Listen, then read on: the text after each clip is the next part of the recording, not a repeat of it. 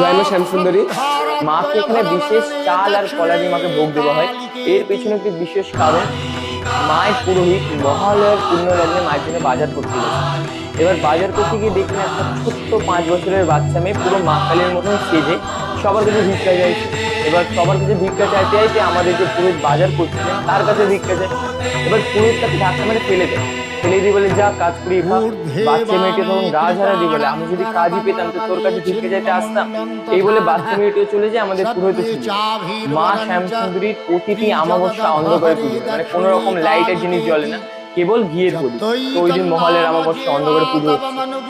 এবার অন্ধকারে পুজো করতে করতে পুরোহিতের হঠাৎ মন বলছে যে মা নেই, কিন্তু পুরোহিতের মন আবার বলছে মা তো কালো, তাই হয়তো অন্ধকারে পুজো নিচে গেছে। তাই পুরোহিত ঘিয়ের প্রদীপ নিয়ে মায়ের মুখের সামনে যায়, দেখে সত্যি মা নেই। আর মায়ের নিচে শিব ঠাকুর, উনিও পুরো মৃত মানুষ মতন শুয়ে আছে। এই দেখে পুরোহিত থমকে যায়। থমকে আবার কিছুক্ষণ পরেই পুরোহিতের পেছন থেকে ছুম ছুম করে নুপুরের আওয়াজ হয়, আর ধাপ করে শিবের বুকের উপরে একজনের ডান পা পড়ে।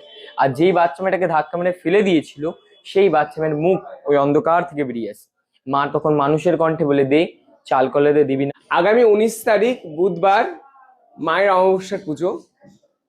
এই দিন মায়ের অন্ধকারে আরতি হয় ঠিক সন্ধ্যে 7টার সময়। বলা হয় এই সময় মা